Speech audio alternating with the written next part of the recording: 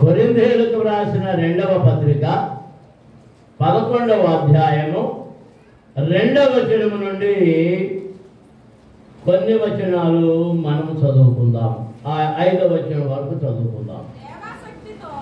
దేవాశక్తితో మీ ఎడల ఆసక్తి కలిగి ఉన్నాం.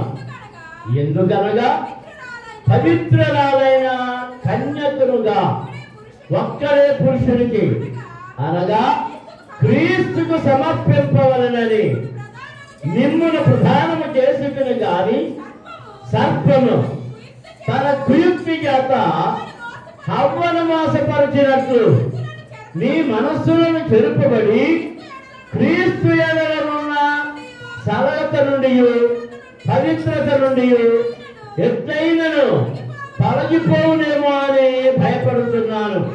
యాలయనగా వచ్చిన వాడు ఎవడైనను మేము ప్రకటింపని మరియక యేసును ప్రకటించినను, లేక మీరు పొందని మరియక ఆత్మను మీరు పొందినను, మీరు అంగీకరింపని మరియక సువార్త మీరు అంగీకరించినను, మీరు వారిని గుర్తు సహించుట యుక్తమే.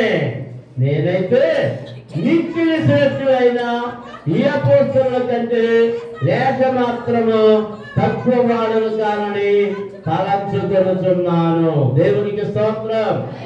హల్లెలూయా, హల్లెలూయా, హల్లెలూయా. పరమ తండ్రి, పరిశుద్ధ దేవ, జీవాధిపతి నీకు స్తోత్రములు. నీ శరీరం అనే సంఘమైన మేము నీతో అతుక్కుబడి ఉండినట్లుగా మమ్మల్ని పరిశుద్ధపరచండి, పవిత్రపరచండి, మీతో అతకండి ప్రభువా. మేమందరము శరీరముగా మీకు అతకబడినట్లుగా మమ్మల్ని పరిశుద్ధపరచడానికి, సిద్ధపరచడానికి, ఆయత్తపరచడానికి ఒక పరిచారకుడిగా నన్ను ఇక్కడ ఏర్పాటు చేసినందుకు మీకు స్తోత్రం. నీ వాక్య మొదటి స్నానం చేయించడానికి నన్ను పరిచారకునిగా ఎంచుకున్నందుకు మీకు స్తోత్రములు. నన్ను మీ ఆత్మచేత అభిషేకించండి. నన్ను ముట్టండి ప్రభువా. నా గొంతుకను ముట్టండి, నా నాలుకను ముట్టండి, నా ఆలోచన, నా ఉద్దేశమును ముట్టండి ప్రభు. నన్ను మీ శిలువచాటును రాయండి, మీ ఆత్మచేత అభిషేకించండి.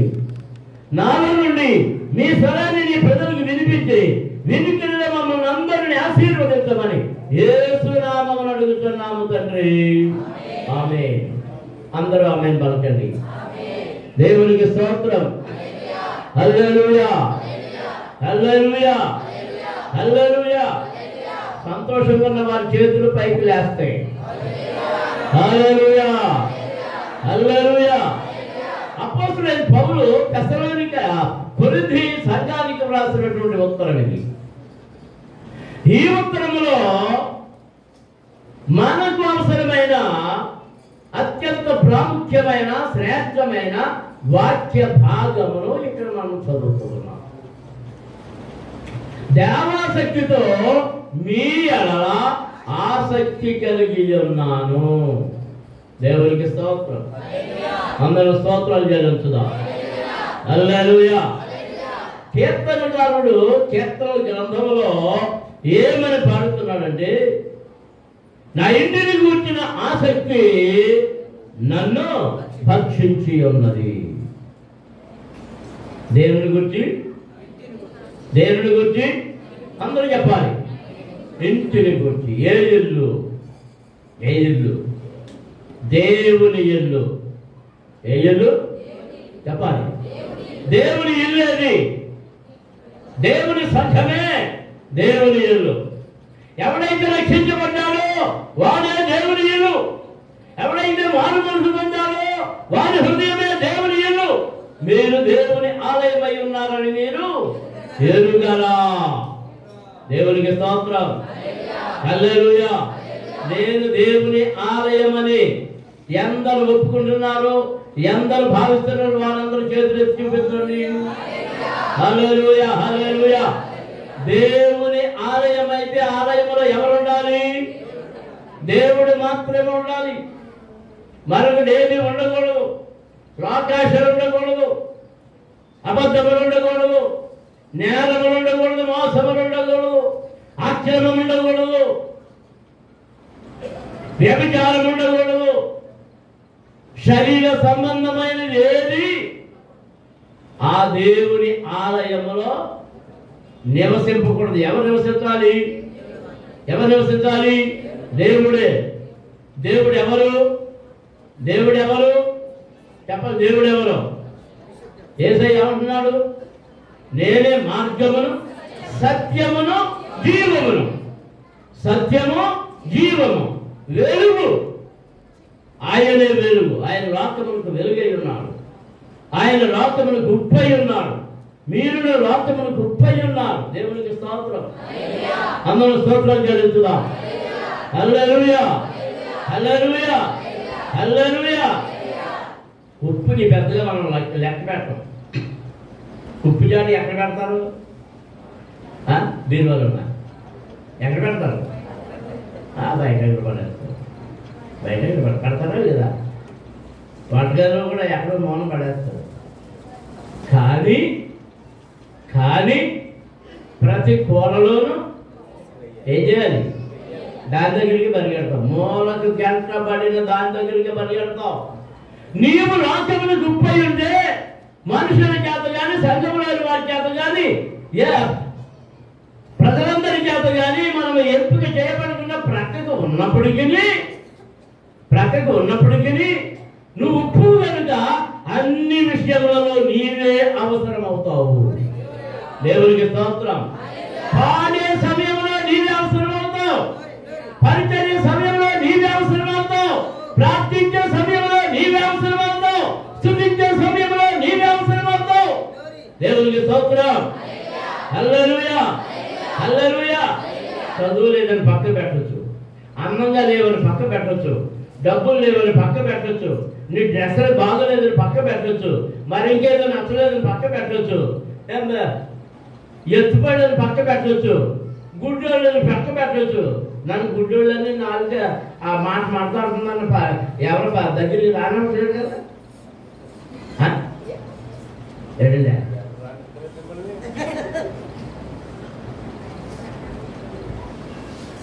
అందరు వెలేయచ్చు, కానీ వెలేసిన అందరే మళ్ళీ పాత్రలో చేయబెట్టి ఏం చేస్తారు?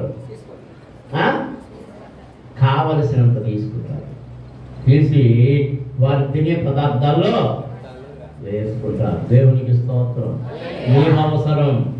నువ్వు లోకానికి ఉప్పై ఉన్నావు. నీలో దేవుడుంటే నీవందరికీ అవసరం. నమ్మిన వారు దేవునికి స్తోత్రాలు చెల్లించండి. హల్లెలూయా. పౌలు గారు అంటున్నాడు, ఓ కొరింథీ సంఘమా, దేవాసక్తితో నీ ఎడల ఏం కలిగి ఉన్నాను? ఆసక్తి కలిగి ఉన్నాను.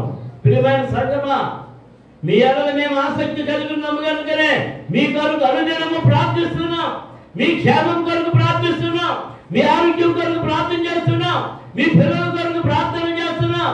మీ పేర్లు పెట్టి మీ ఎదురుకుండా మీ గొప్పతనాలు పొందాలని మీ ఎదురుకుండా మేము చేయకపోవచ్చు, కానీ మేము ప్రార్థిస్తున్నామో లేదో ఎవరికి తెలుసు? ఆ దేవునికి తెలుసు. దేవునికి స్తోత్రం. హల్లెలూయా, హల్లెలూయా, హల్లెలూయా. మీకెవరు నచ్చుతారంటే మైకుల్లో పెట్టి ప్రభువా తిరుగుడు మెట్ల నుంచి వచ్చిన తెరగట్ల రాజు గారిని, నిర్మలమ్మ గారిని, వారి పెద్ద అబ్బాయి గారిని, వారి చిన్న అబ్బాయి గారిని, నిర్మలమ్మ గారి బాబు ఎంత పాఠం చేస్తున్నారు నా కోసం అనుకుంటారు. ఇలా తొలగ వదిలేస్తారు. ఇప్పుడు నా పేరు అట్లేదు అంటుంది నా సరసమ్మ. తెరగట్ల రాజు గారి అత్తగారు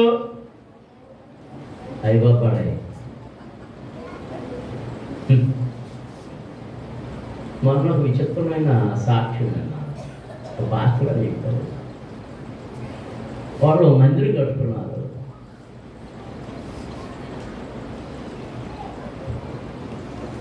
ఆమెను చెప్పేటప్పుడు ఎవరెవరిని అడిగారు. ఒక షావుకారు, ఆ ఊళ్ళో ఉన్న షావుకారు 1,50,000 రూపాయలు ఇచ్చారంట. దానికి ఎంత ఐరన్ పడుతుందో అదంతా లిస్ట్ ఉండని ఐరన్ను అవన్నీ లిస్ట్ రాయించుకొని తీసుకుని కొట్టు దగ్గరికి వెళ్ళి అతనే కొనేసి పంపేశాడు. ఎక్కువ పాస్టర్కి తెలుస్తుంది. ప్రశ్నలు వేస్తారు కదా, మీరు రకరకాల ప్రశ్నలు వేస్తారు. వాళ్ళు అది కొన్నారంటే ఎంత కొన్నారు, ఎప్పుడు కొన్నారు, ఎక్కడ కొన్నారు, ఎలా కొన్నారు, ఏ రిక్షా మీద వచ్చింది, ఏ ఆటో మీద వచ్చింది, ఎవరెవరు కూడా ఉన్నారు, గోల్డ్ ఎక్కడ కావాలి. ప్రభుని ఎరగడు. ఆయన కోమటి వ్యాపారి. ఆయన ఎలా ఇచ్చాడా, ప్రభు అంటే కెట్టదో ఎలా ఇచ్చాడా అని ఆకలి తీసి అంటే ఫలానా గుడికి మీరు ఇచ్చారంటే నిజమేనని ఇచ్చామని. మీరు ఎప్పుడు ప్రభుని అడగలేదు, ప్రార్థన చేయించుకోలేదు, ఇచ్చేయలేదు. మీరు ఎలా ఇచ్చారంటే ఎందుకు ఇచ్చానంటే నాకు కెట్టదో యేసుప్రభు అంటే, కానీ మైక్లో ప్రార్థన చేస్తుంటాడు ఈయన నా పేరెట్టి అందించాను అంటారు. దర్శనం కదా. అప్పుడు నేనేమనుకున్నానంటే మైక్ ఎత్తి మీ అందరి పేర్లు పెట్టి ఒక రికార్డు ఏం చేసి పెడితే బాగుంటుందేమో అనుకున్నాను.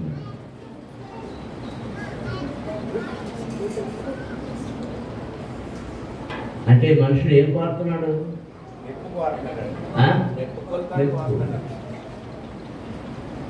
నా కోసం ప్రార్థన చేస్తున్నాడు, నా కోసం ప్రార్థన చేస్తున్నాడు.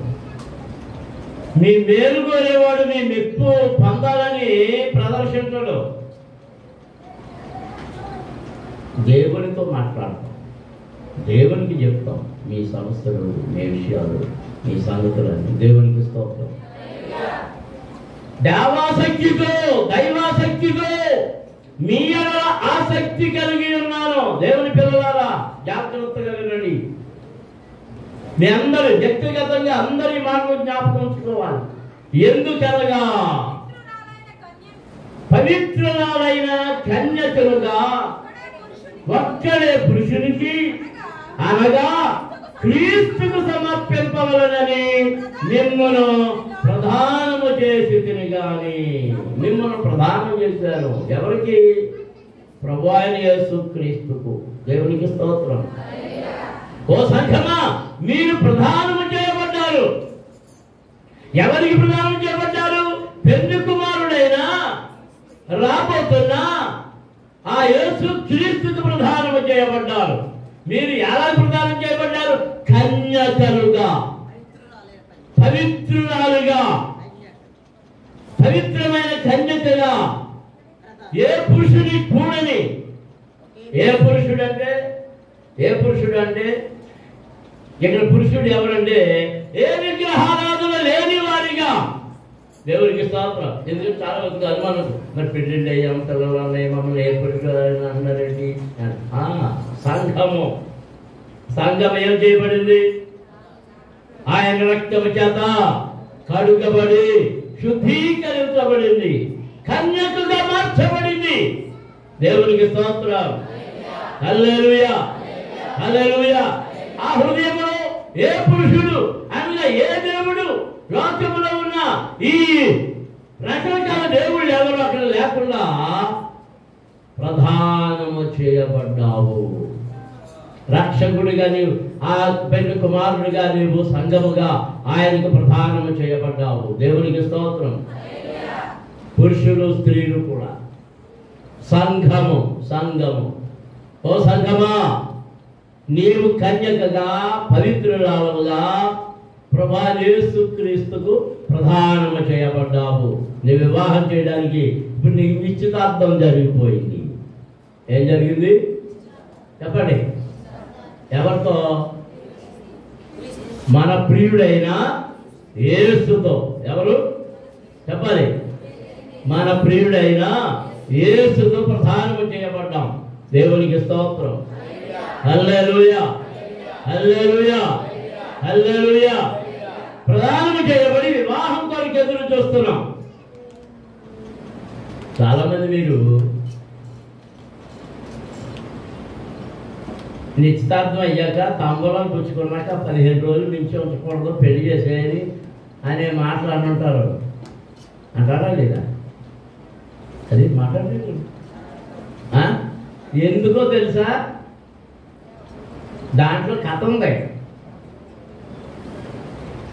ఒకరికి నిశ్చితార్థం చేయబడ్డా కూడా జెండా ఎత్తేసే వాళ్ళు ఉన్నారు.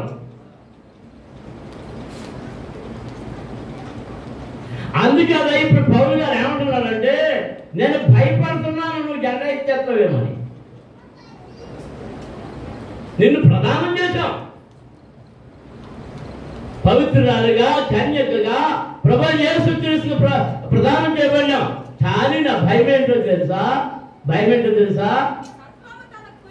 సర్పము తన కుయుక్తి చేత హవ్వను మోసపరిచినట్లు మీ మనస్సులను చెరపబడి క్రీస్తు యందున్న సరళత నుండి పవిత్రత నుండి ఎక్కడైనా తొలగిపోలేమో అని భయపడుచున్నాను.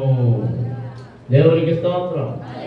హల్లెలూయా, హల్లెలూయా, హల్లెలూయా. హవ్వమ్మ ఏదేను తోటలో ఉండి ప్రభు యొక్క సహవాసములో ఉండి ప్రభుతో నడుస్తూ ప్రతి సాయంత్రము ప్రభువును కలుసుకుంటూ కూడా ఎవరి యుక్తిలో పడిపోయింది? చెప్పండి, ఎవరి యుక్తిలో పడిపోయింది? కుయుక్తి. సర్పము యొక్క కుయుక్తిలో పడిపోయింది. దేవునికి స్తోత్రం.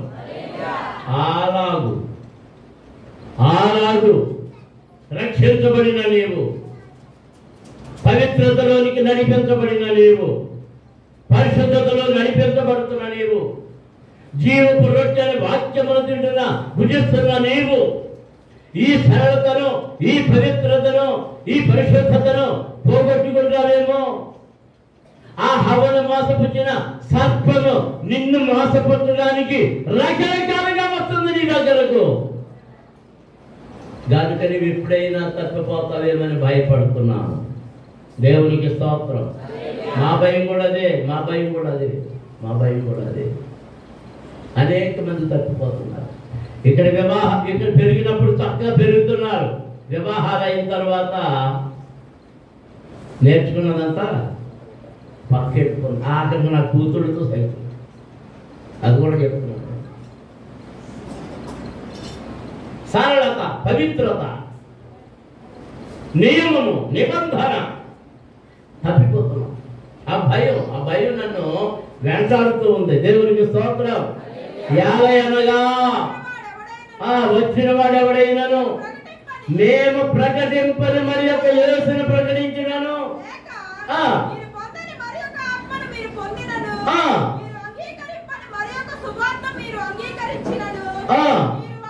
మీరు వారిని గుర్తి సహించుడా యుక్తమే. దేవునికి స్తోత్రం. హల్లెలూయా, హల్లెలూయా. పౌలు గారికి ఏంటి భయం?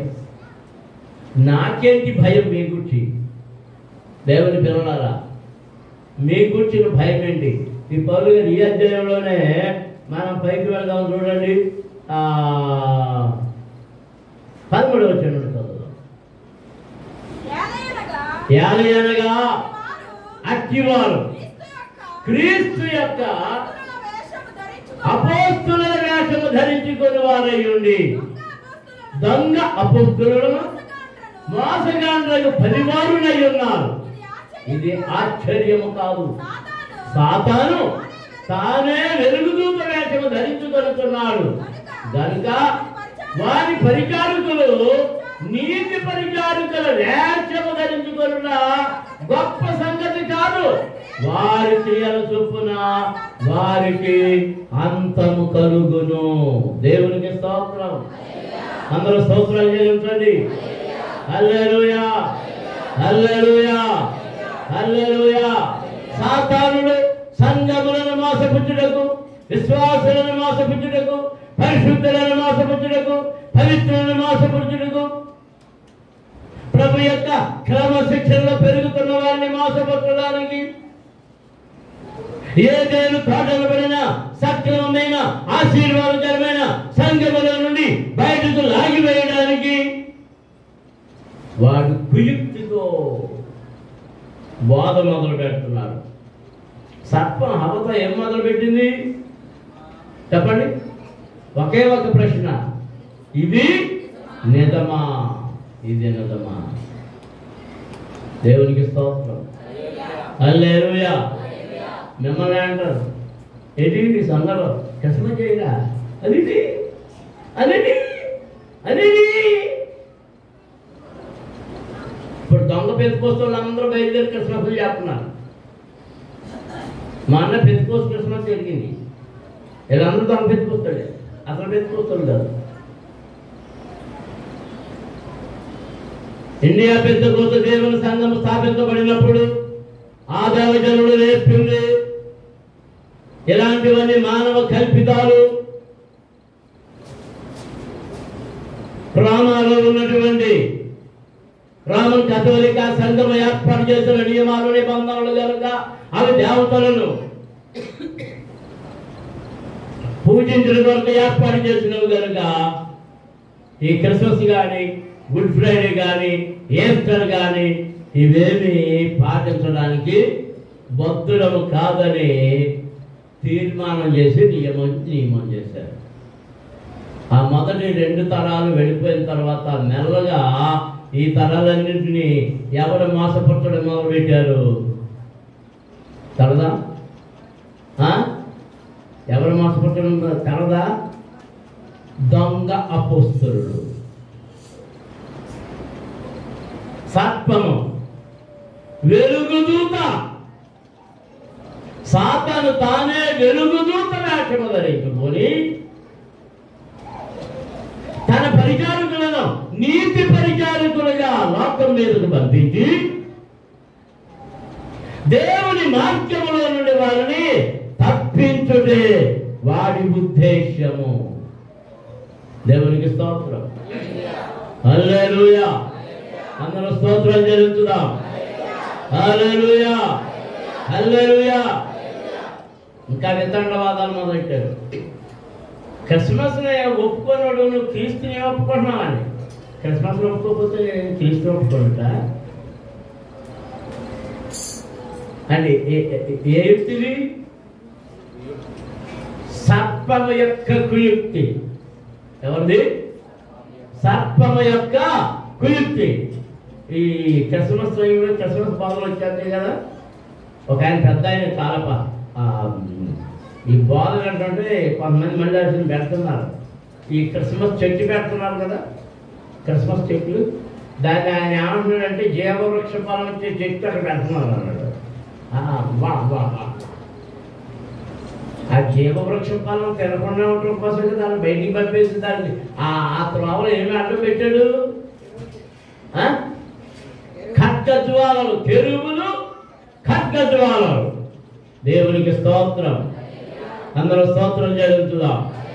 గట్టిగా దేవుని స్తుతించండి. హల్లెలూయా.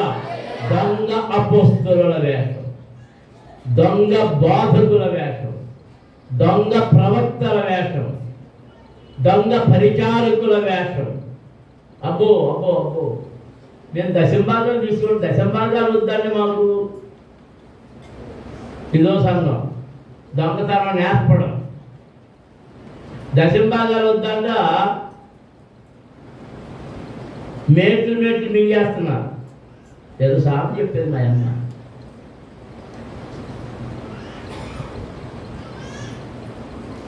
ఏదో పచ్చగడ్డి 16 అంట అంటే వాములు వేసేవాడికి పచ్చగడ్డి ఏంటంట 16 అంటే టిఫిన్ ఎంత తింటారు? నేనైతే ఇడ్లీ పెడితే 2. కొంతమంది టిఫిన్కి కూడా 20 ఇడ్లీలు ఉండాలి. 20 ఇడ్లీలు అన్నమాట. అప్పుడు ఏదో ఒక అంత తిన్నాను లేదు అంట అంత ఏంటంట ఏదో పేగులు ఒక మార్పు వచ్చింది. నన్ను ఎంత దయదలుచుకున్నాను. సర్పము కీర్తివన్నీ బాధకుల వ్యాఖ్యముల వస్తువున్నది. చెరిపే బాధలు, భక్తిని జరిపే బాధలు. 50 రోజులు ఉపవాసం ఉన్నారు, ఉపవాసమే ఉండదు. 40 రోజులు ఉపవాసం ఉన్నారు, ఉపవాసమే ఉండదు. అన్ని పాటలే పాటలే పాటలే పాటలే పాటలే. 11ంటికి ఒక అరగంట వాక్యం, తర్వాత ఆమె అయిపోయింది. పేరేం పేరు? పేరేం పేరు? ఉపవాసుకోవడం. ఉపవాసపు వాసన లేని ఉపవాసుకోవడం. భక్తిని నశింపజేస్తున్నది. అందుకే భయపడుతున్నాను నేను. ఓ సంగమా, నేను భయపడుతూ ఉన్నాను. నిన్ను కాయుటకు, నిన్ను సరి చేయడానికి దేవుడు కొన్ని కార్యములు చేశాడు. దేవునికి స్తోత్రం. హల్లెలూయా, హల్లెలూయా. చూడండి ఒకసారి గలతీ పత్రిక 1వ అధ్యాయం 6వ వచనం చదువుతాం. క్రీస్తు కృపను బట్టి మిమ్మును పిలిచిన వారిని విడిచి భిన్నమైన సువార్త పట్టుకు మీరింత త్వరగా తిరిగిపోవడం చూడగా నాకు ఆశ్చర్యమగుచున్నది. అది మరి ఒక సువార్త కాదు గాని క్రీస్తు సువార్తని చెప్పుకోరి మిమ్మును కలవరపడుతున్నారు కొందరున్నారు. ఒక్క నిమిషం ఆగమ్మా. కొందరున్నారు. అది మరి ఒక సువార్త కాదు, క్రీస్తు సువార్తే. క్రీస్తు సువార్తే గాని ఆ సువార్తని చెప్పుకోరి మిమ్మును కలవరపరచువారు కొందరున్నారు. దేవునికి స్తోత్రం. హల్లెలూయా. యేసుక్రీస్తు సువార్త అంటున్నారు. ఈ బైబిలే బోధిస్తున్నాం అంటున్నారు. ఈ వాక్యమే చెప్తున్నాం అంటున్నారు. ఇదే అంటున్నారు. ఏదైనా చేసినప్పుడు ఎలా చేస్తున్నారు, ఇదా వాక్యం రాస్తుంది కదా, ఇలా చేస్తున్నారు అంటే అదే అలా కాదండి. మొన్న ఒక్కరోజు అత్మానం పెడుతున్నాడు. మీకు అంతకుముందు బోధించారు అలంకరణను గురించి. తిమోతి పత్రికలో పౌలు గారు చెప్పాడు, ఏం చేయొద్దని, బంగారు నగలు, బంగారమునైనను, వెలగల వస్త్రాల అంటే వస్త్రాలు తీసేమనే, వెలగల వస్త్రములనైనను, ముత్యములతోనైనను, జడలతోనైనను, వెలగల వస్త్రములతోనైనను అలంకరించుకొనగా. అక్కడ తగుమాత్రపు వస్త్రములు. ఏ వస్త్రాలు? తగుమాత్రపు వస్త్రాలు. ఆడేమంటున్నాడంటే వాక్యాన్ని మార్చేసి తగుమాత్రపు అలంకరణ చేసుకోమన్నాడు. ఇది ఆజ్ఞ కాదు, ఇది ఆజ్ఞ కాదు. మరి ఏంటది? ఏంటది? ఆజ్ఞ. దేవుడు నీ మధ్య ఉండాలంటే, దేవుడు నీతో ఉండాలంటే ఆయన అలంకరించిన వాటినే ధరించాలి. అందరూ దేవునికి స్తోత్రాలు చెల్లించుదాం. హల్లెలూయా, హల్లెలూయా. పెంతెకోస్తు పాస్టర్లు కూడా ఉంగరాలు ఉంటున్నాయి. ఇప్పుడు పెంతెకోస్తు పాస్టర్ కదా, ఉంగరం ఏంటంటే పెళ్లి ఉంగరం అని అంటున్నారు.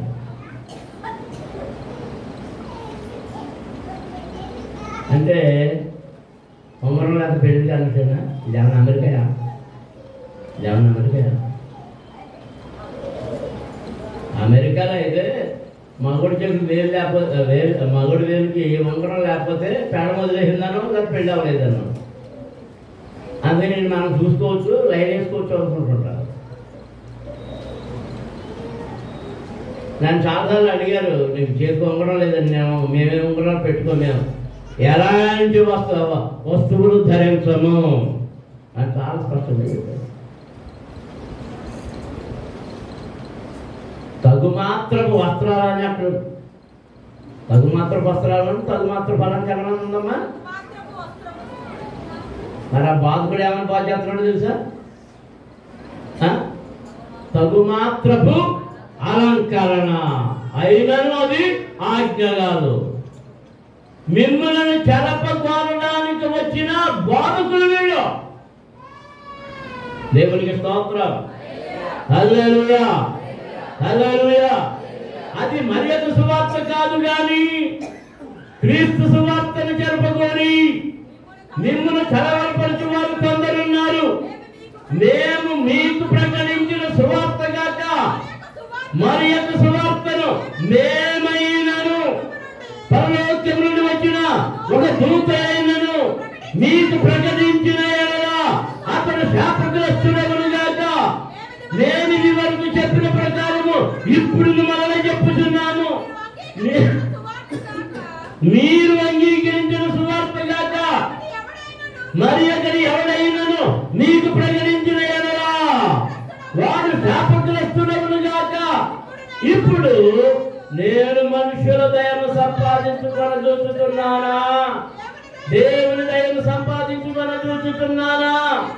నేను మనుషులను సంతోషపెట్టుకొని కోరుతున్నానా? నేను ఇప్పటికి మనుషులను సంతోషపెట్టేవాడినైతే క్రీస్తు దాసులను కాకపోయేదును. దేవునికి స్తోత్రం. హల్లెలూయా. నీకు నచ్చినట్టుగా పాటు చేస్తే, నీకు నచ్చినట్టుగా నా భక్తిని మార్చుకుంటే, నీకు నచ్చినట్టుగా సంఘాన్ని మారిస్తే నేనేమవుతానో తెలుసా? నేను ఎవరికి దాసుడని కాదు, క్రీస్తు దాసుడని కాదు, యేసయ్య దాసుడని కాదు, మీ దాసుడిని. మీరు చెప్పినట్టు వినేవాడిని. దేవునికి స్తోత్రం. అందరూ స్తోత్రాలు చెల్లించండి. హల్లెలూయా, హల్లెలూయా, హల్లెలూయా. మనం ఎవరి పిల్లలుగా ఉండగలుగుతున్నాం? ఎంతమంది కోరుతున్నారు? వారందరూ దేవునికి స్తోత్రం చెల్లించండి. అప్పుడు మనం ఎవరి మాట వినాలి? అందుకే అనేక మార్లు ప్రభువు మాట్లాడాడు, ప్రకటన గ్రంథంలో కూడా పలుకుతున్నాడు. చెవి గలవాడు ఆత్మ సంఘములతో చెప్పుతున్న మాట చెవి గలవాడు వినును గాక. దేవునికి స్తోత్రం. ఏ చెవి? ఏ చెవి? ఆత్మీయమైన చెవి, ఆత్మీయమైన చెవి, ఆత్మ సంబంధమైన చెవి. ఆత్మ సంబంధమైన చెవి దేవుని మాటలను గ్రహింపజేస్తూ ఉన్నది, దేవుని మాటలను అంగీకరింపజేస్తూ ఉన్నది, దేవుని ఆజ్ఞలను గ్రహింపజేస్తూ ఉన్నది. అది హృదయంలోనికి పంపుతూ ఉన్నది, అక్కడే తిష్ట వేస్తూ ఉన్నది. దేవునికి స్తోత్రం. అందరూ స్తోత్రం చెల్లించుదాం. హల్లెలూయా, హల్లెలూయా, హల్లెలూయా, హల్లెలూయా. వాడు ఎంత తెలివిగా నీ దగ్గరకు వస్తాడో తెలుసా? నువ్వు తీవ్రంగా నీ మనసు దేవునికి అంకితం చేసుకుని నేను ఉపవాసంతో ప్రార్థన చేయాలి, ఒక 2 రోజులు ప్రార్థన చేయాలి, కనీసం ఒక రోజు అయినా ప్రార్థన చేయాలని ఉదయాన్నే లేచి తలంటుకొని మోకాళ్ళలోని ప్రార్థన చేయడం ప్రారంభించిన తర్వాత ముందు 10 నిమిషాల తర్వాత ముందు కాళ్ళు గుచ్చుకుంటున్నట్టు అనిపిస్తుంది.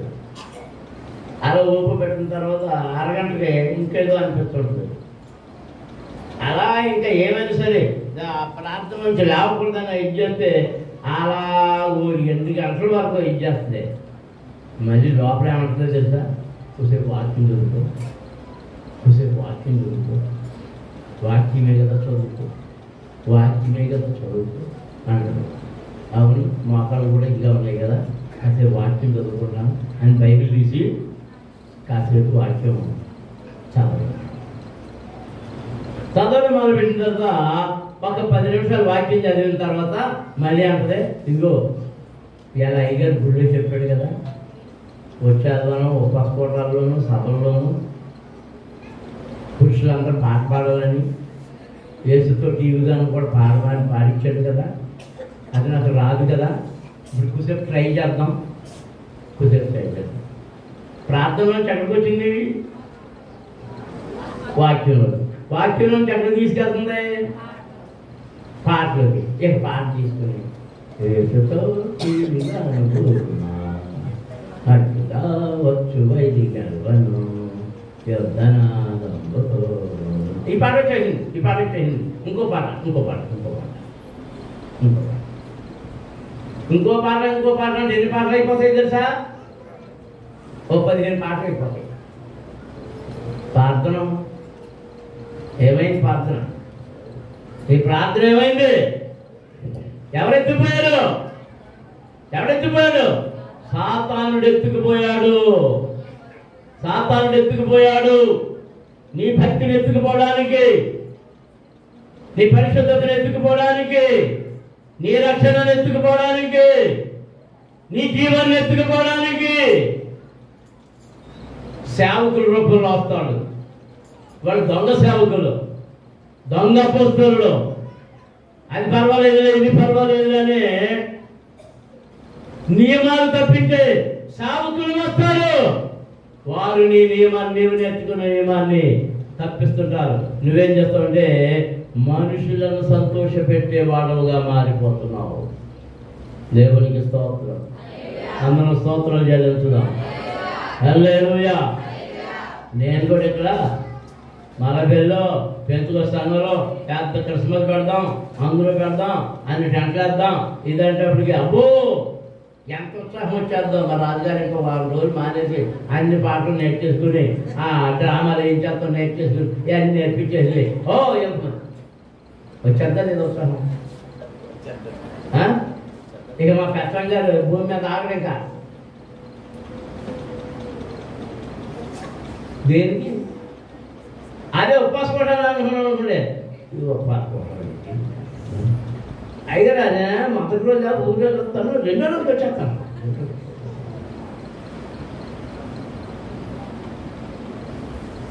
ఎవడు వీడు? కుయుక్తి కలిగిన సర్పము. దేవునికి స్తోత్రం. హల్లెలూయా.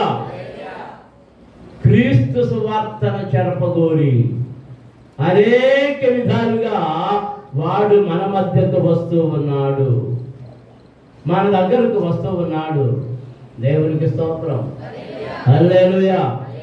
దేవుడి మనలను ప్రేమించి, సంఘమైన మనలను ప్రేమించి మనం సమకూర్చడానికి, ఆయన దగ్గర పరిశుద్ధులుగా నిలవబెట్టడానికి కొందరిని ఏర్పాటు చేస్తే వారిని తృణీకరిస్తున్నాం. చూడండి, ఎఫెసీ పత్రిక 4వ అధ్యాయము 11వ వచనం చదువుతాం. మనమందరము విశ్వాస విషయములోను, దేవుని కుమారుని గూర్చిన జ్ఞాన విషయములోను ఏకత్వము పొంది సంపూర్ణ పురుషుల మగు వరకు, అనగా క్రీస్తునకు కలిగిన సంపూర్ణతకు సమానమైన సంపూర్ణత కలవాల మగు వరకు ఆయన ఈలాగు నియమించెను. ఎప్పటి వరకు? ఎలాంటి సంపూర్ణతరా? ఏ సమానం? క్రీస్తునకు కలిగిన సంపూర్ణత, సమానమైన సంపూర్ణత మనం కలిగి ఉండడానికి మనం ఎవరి వల్ల మారిపోవాలంట? ఎవరి వల్ల మారిపోవాలి? క్రీస్తు వలె మారిపోవడం కొరకు, అలా తయారు చేయడం కొరకు, అలా సిద్ధపరచడం కొరకు, అలా మేకప్ చేయడం కొరకు, అలాగూ ట్రైనింగ్ ఇవ్వడం కొరకు 11వ వచనం, పరిశుద్ధులు సంపూర్ణులగునట్లు క్రీస్తు శరీరము క్షేమాభివృద్ధి చెందుటకును పరిచర్య ధర్మము జరుగుటకును ఆయన కొందరిని అపోస్తలుగాను, కొందరిని ప్రవక్తలుగాను, కొందరిని సువార్తికులను గాను, కొందరిని కాపరులుగాను, ఉపదేశకులుగాను నియమించను. అందువలన మన మీదట పసిపిల్లలమై ఉండి మనుషుల మాయోపాయముల చేత వంచనతోను తప్పు మార్గములతో రాజు కుయుక్తిగాను గాలికి కట్టుకొని పోయినట్టు కల్పింపబడిన ప్రతి ఉపదేశములకు ఇటు అటు కట్టుకొని పోవచ్చు. అలా చేత ఎగలు పట్టబడిన వారమైనట్టుండక ప్రేమ కలిగి సత్యము చెప్పుచు క్రీస్తువుల ఉండటకు మనము అన్ని విషయములలో ఎదుగుదాము. దేవునికి స్తోత్రం. హల్లెలూయా, హల్లెలూయా, హల్లెలూయా, హల్లెలూయా, హల్లెలూయా. మన ఎలా ఎదగాలట? ఎలా ఎదగాలి? ఎవరి వలే? ఎవరి వలే? క్రీస్తు వలె, క్రీస్తు వలె, క్రీస్తు వలె. దేవునికి స్తోత్రం. అందులో స్తోత్రాలు జరుగుతుందా? హల్లెలూయా. మన స్వరూపం ఏ స్వరూపంగా మారిపోవాలి? ఏ స్వరూపం, ఏ స్వభావం ధరించుకోవాలి? చూడండి, కొరింథీయులకు రాసిన మొదటి పత్రికలో 12వ అధ్యాయము 23వ వచనం చదువుదాం. శరీరములో ఏ అవయవములు ఘనత లేరు అని తలంతుమో ఆ అవయవములను మరి ఎక్కువగా ఘనపరుచుతున్నాము. సుందరములు కానీ మన అవయవములకు ఎక్కువైన సౌందర్యము కలుగును. సుందరములైన మన అవయవములకు ఎక్కువ సౌందర్యం అక్కరలేదు. ఏంటి పౌలు గారికి తెలదు? తెలదు. మన మన మన అవయవాలకి, సుందరమైన అవయవాలకి సౌందర్యం అక్కర్లేదా? ఏ బలుగుడిగా మీరు చెప్పండి, సౌందర్యం కావాలో వద్దా? అందుకే గోల్డ్ రంగు వేసుకుంటాం, అందుకే హెయిర్ డై చేయించుకుంటాం, అందుకే ఏంటి దీన్ని ఏమంటారు? ఐబ్రోస్కి ఏదో అంటారు, దీన్ని ఏదో ఫేషియల్, ఫేషియల్, మూతికి రంగు. ఎంత అందంగా చూసావా? ఆరే దరిద్రం నాకు కనబడితే, నాకు ఈ రంగులు వేసుకున్నాను చూస్తే ఎలా ఉంటుందని వేషలే గుర్తొస్తాను. ఈ రంగులు ఎవరికి అవసరం?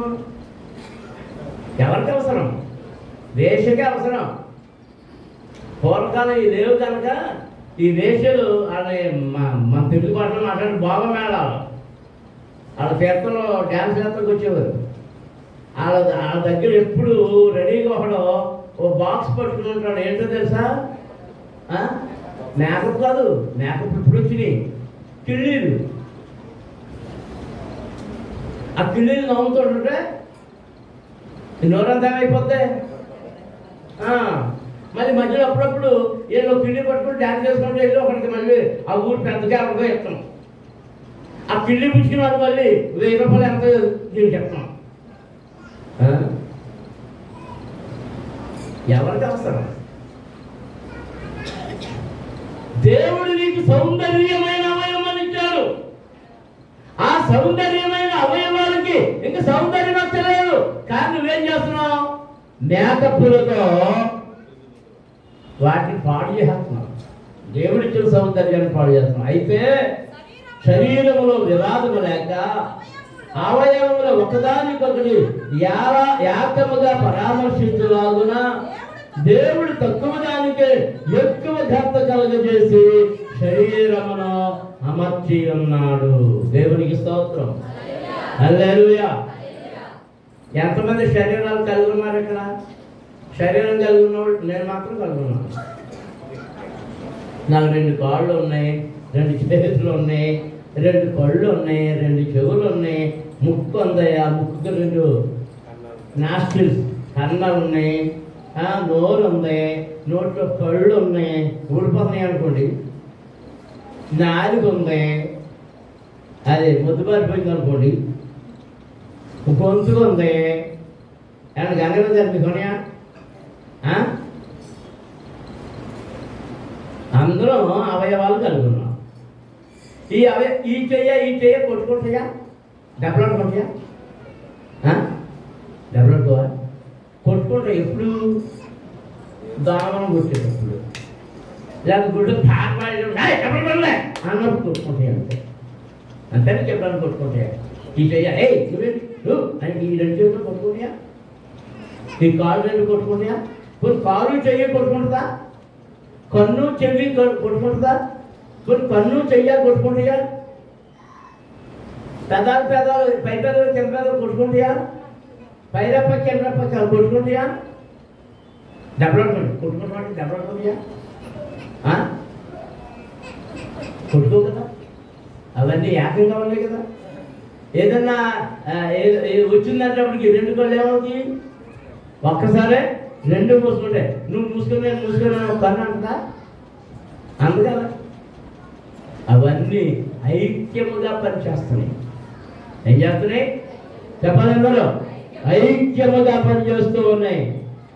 ఒకదానికొకటి అవయములు ఒకదానికొకటి ఏకముగా పరామర్శించులాగున దేవుడు తక్కువ దానికే ఎక్కువ ఘనత కలగజేసి శరీరమును అమర్చి ఉన్నాడు. మనం పాదాలు తక్కువ చూపు చూస్తామా?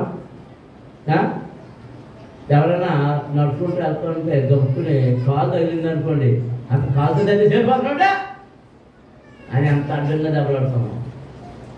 కానీ ఆ కాలుకి డాక్టర్ గారు ఏదో జబ్బు చేసిందని ఆ పాత తీసేశారు అనుకోండి, అప్పుడు ఎలా నడుస్తాడు? నడుస్తాడా? ఇప్పుడు మొత్తం దేహంతో దేని మీద ఆధారపడుతుంది? ఇప్పుడు గంట ఎవరిదే? తలది గంట, కిరీటం దాని మీద ఉంటుంది. కానీ ఈ కిరీటం నెత్తి మీద పెట్టుకుని నడవాలంటే ఎవరు ఉండాలి? గంట ఇప్పుడు ఎవరిది? అందరి ఘనత ఒకటే. కాగా ఒక అవయవము శ్రమ పడినప్పుడు అవయవాలన్నీ దానితో కూడా శ్రమ పడును. ఒక అవయవము ఘనత పొందినప్పుడు అవయవాలన్నీ దానితో కూడా సంతోషించును. అటువలే మీరు క్రీస్తు యొక్క శరీరమై ఉండి వేరు వేరుగా అవయవమై ఉన్నారు. మరియు దేవుడి సంఘములో మొదటి కొందరిని అపోస్తలులు గాను, తమ్ముడి కొందరిని ప్రవక్తలు గాను, మిమ్మల్ని కొందరిని బాధకులు గాను, అటు మిమ్మల్ని కొందరిని అద్భుతములు చేయవారిని గాను, తర్వాత కొందరిని స్వస్థపరిచి కృపావరములు గలవారిని గాను, కొందరిని ఉపకారములు చేయవారిని గాను, కొందరిని ప్రభుత్వములు చేయవారిని గాను, కొందరిని నానా భాషలు మాట్లాడేవారిని గాను నియమించెను. దేవునికి స్తోత్రం. హల్లెలూయా. అందరూ స్తోత్రం చెల్లించుదాం. హల్లెలూయా. 8 రకాలు కనబడుతున్నాయి ఇక్కడ. 8 రకాలు సంఘములో. ఈ 8 రకాలు ఎందుకో తెలుసా? సంఘం యొక్క క్షేమము, ఈ కన్యకను కాపాడుట కొరకు క్రీస్తు యేసుకు ప్రధానము చేయబడిన ఈ కన్యకైన ఈ సంఘమును కాపాడుట కొరకు ఇదిగో యనమండులను కావలి వారిని నియమించాడు. కావలి వారు. ఈ కావలి వారిలో దొంగ కావలి వారు ఎవరైనా వస్తే అసలు కావలి వారిని పక్కకు పెట్టేసి ఆ కావలి వారి వేషంలో వస్తే ఈ కన్యక అపవిత్రురాలైపోతుంది. ఎస్తేరును జ్ఞాపకం చేసుకోండి.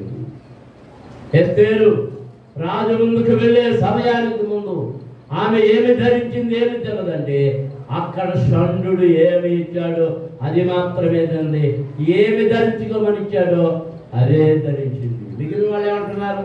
మాకు ఈ కాలం మా మూతికి రంగు కావాలి, మా చేతులకు రంగులు కావాలి, మా జుట్టుకి అది కావాలి, ఇది కావాలి, క్లిప్పులు కావాలి,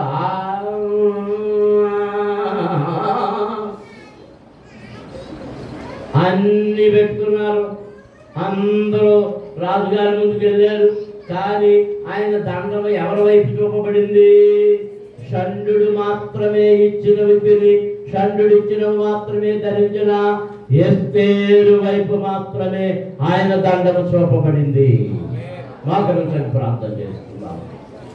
కన్యకగా ఉన్న సంఘమా, పవిత్రాలుగా ఉన్న సంఘమా, పరిశుద్ధముగా ఉన్న సంఘమా, ఓ దేవుని బిడ్డ, నీ పవిత్రతను, నీ పరిశుద్ధతను, నీ యోగ్యతను పాడు చేయడానికి సాతానుడు వెలుగుదూత వేషము ధరించుకొని, దొంగ అపోస్తలుల వేషం వేసుకొని, దొంగ సేవకుల రూపములో, దొంగ ప్రవక్తల రూపములో, దొంగ బోధకుల రూపములో వాడు నీ దగ్గరకు వస్తూ ఉన్నాడు. నీ భక్తిని పాడు చేస్తున్నాడు, నీ క్రమమును పాడు చేస్తూ ఉన్నాడు. జాగ్రత్త, జాగ్రత్త. వాడికి చోటు ఇవ్వద్దు, వాడికి చోటు ఇవ్వద్దు, వాడికి చోటు ఇవ్వద్దు, వాడికి చోటు ఇవ్వద్దు. నీ ఆత్మీయ తల్లిదండ్రులు ఇక నిన్ను ఏలాగు వేస్తున్నారు? ఏ సత్యమైన వాక్యమును బోధిస్తున్నారు? ఆ సత్యవాక్యము నీకు కష్టంగా కనబడుతుంది. జీవ మార్గము ఇరుకు మార్గము, రక్షణ మార్గము ఇరుకు మార్గము, దానిలో ప్రవేశించ పోరాడుడి. నీ భక్తి మార్గములో అనేక ఎదురు దెబ్బలు ఉంటాయి, అనుకూలత ఉండదు, అవమానాలు ఉంటాయి, నిందలు ఉంటాయి, అబ్బబ్బబ్బు పండగ ఉండదు, ఆకలి దప్పికలు ఉంటాయి. వాటన్నిటినీ ఎదుర్కొన్నప్పుడే నీ పవిత్రత, నీ భక్తి, నీ పరిశుద్ధత నిలబడి ఉంటుంది. స్తోత్రం. హల్లెలూయా, హల్లెలూయా, హల్లెలూయా, హల్లెలూయా, హల్లెలూయా, హల్లెలూయా.